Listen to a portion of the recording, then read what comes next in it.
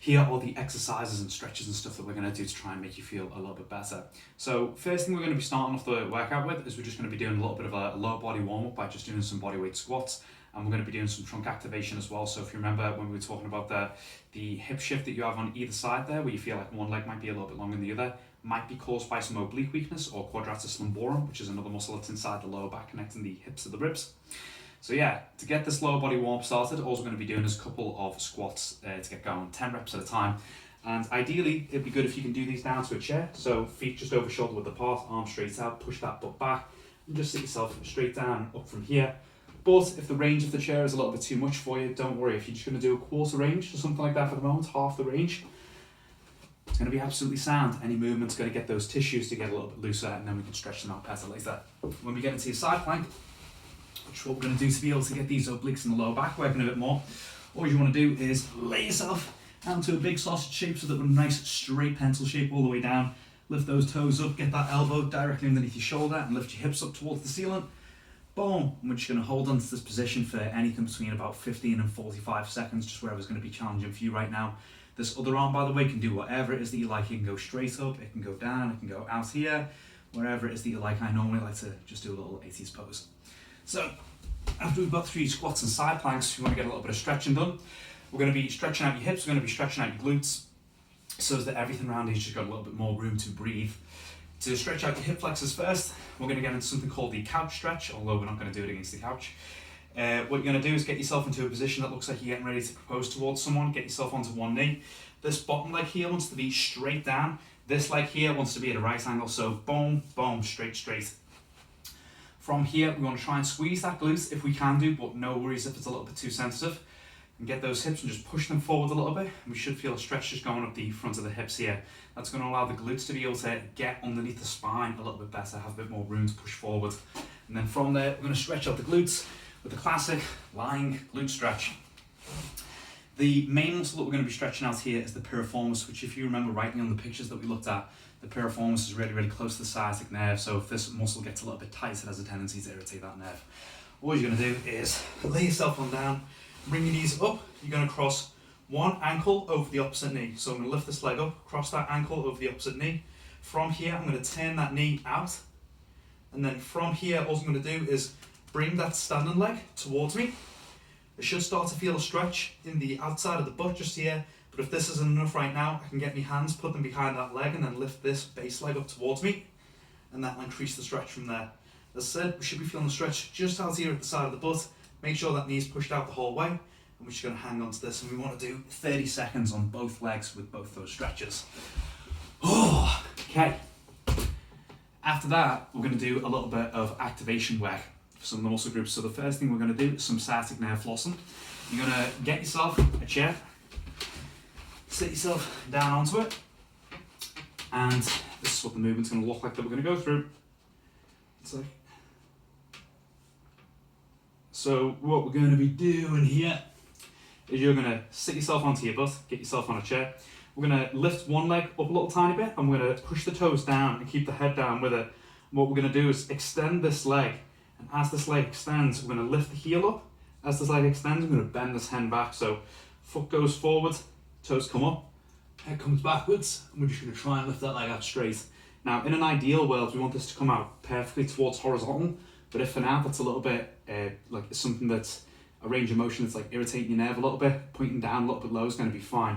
So head curl in, toes down, foot comes up, head comes up, and we should feel a stretch that goes right along the back of the leg there. And whilst we're getting some stretches going along the back of the leg, we're also activating the muscles that are on top of the leg there, so that should be good for improving your hip stability. So yeah, all of these, we're going to be starting these off just with 3 reps at a time on either leg, then moving on to the next leg. Take them at a nice controlled pace. We're looking at doing 5 sets on both legs. After that, we're going to get into some calf raises, because if you remember rightly, when the sciatic nerve comes just behind the knee, it splits out. So if we can create some room and we can get some stretching going on with the calves, it's going to make life a lot better. For our calf raises, we're going to do 1 leg at a time. You can use a staircase for this. I'm just using these little weights here that'll be super, super unstable just because there's no other kind of block around. So all you're going to do is put the balls of your toes onto a staircase. You want to get your shoulders right over them. You can grab onto a banister or something like that to support your hands. You're going to drop your heel down as low as it can go. Hold it for 5 seconds. 5, 4, 3, 2, and 1. And then push up as high as you can onto your toes. Drop it down again. 5, 4, 3, 2, 1, and repeat. We're going to be doing that for 5 reps on either legs and for 3 sets. So 3 sets of 5, unlike the other exercise, which is 5 sets of 3, so don't get them confused. After that, we're going to be doing some glute med activation, which your glute med, let me explain your glutes. There's the glute max, which is the big part of your butt that controls thrusting going forward. The glute med is at the side of your butt, controls the knee being able to go out and controls external rotation of the knee. So what we're going to do to get this thing fired up so that it stabilizes you better and keeps our balance a bit better is you're going to get yourself like a door itself, or like a door frame is going to be fine. Just anything that's really, really solid that's not going to move is good. You're going to stand next to it, get one knee, press it against the door, and I'm going to push that knee in towards this door, and then I'm going to fight against it using this foot here. I'm going to screw this foot into the floor, and then I'm going to push away that way, so that foot's trying to spread the floor out that way, and that's making this glute here squeeze up super, super tight. Meanwhile, this glute's also getting a little bit of activation from this, but we're mainly focused on this one here. We're going to hold this for between 30 and 60 seconds, just either whether you become fatigued or whether we just build up to 60 seconds. After that, we're going to go over to either side. Knee gets wedged inside there, push against the door. That foot pushes out that way, boom, holds onto that. So 30 to 60 seconds, we'll be doing that for 3 sets as well. And after we've done all those, only after we've done all those, if there is no pain experienced throughout any of those movements there, we can then get onto some banded hip thrusts and some standard planks. So, banded hip thrust, we done some hip thrusts the other day. I know that you're good with this movement. The reason why we're going to be doing them with a band is because when we do a normal hip thrust, when we just push the hips straight up and down, like so, the only muscle that's getting really worked is the glute max, which is not as big of a concern for you as the glute med at the side of the butt. We want both of them to get worked, and we want them to be good at working in synchronization. So if we put a band on and we get your feet plenty wide, just over shoulder width apart, the glute med has to actively resist against the band throughout the whole movement. So when I start pushing up now, both the glute med is pushing against the band and the glute max is pushing me straight up. So we're getting 2 for 1 with this movement. I also want to make sure that I keep a little bit of tension in the stomach, so I'm going to pull that belly button to the back of the spine and then go on with the movement from there. So straight up every single time until we come to that lockout point. And we're going to be doing that for anything between 10 and 20 reps. Now what I'd say is, if going up to 20 reps doesn't bother you with this, slow the pace of the reps right down, so it takes you about 4 or 5 seconds to complete a rep. 1, 2, 3, 4, 5. That will increase how difficult it is. But start off with a light band, and we want to be able to build this up until you're using the strongest bands in your pack, ideally 2 of your strongest bands at the same time. But yeah, just start off with your lightest bands first, see how you get along with that, and if there's no irritation caused from it, then move up to a stronger band and the rest of the movements from there.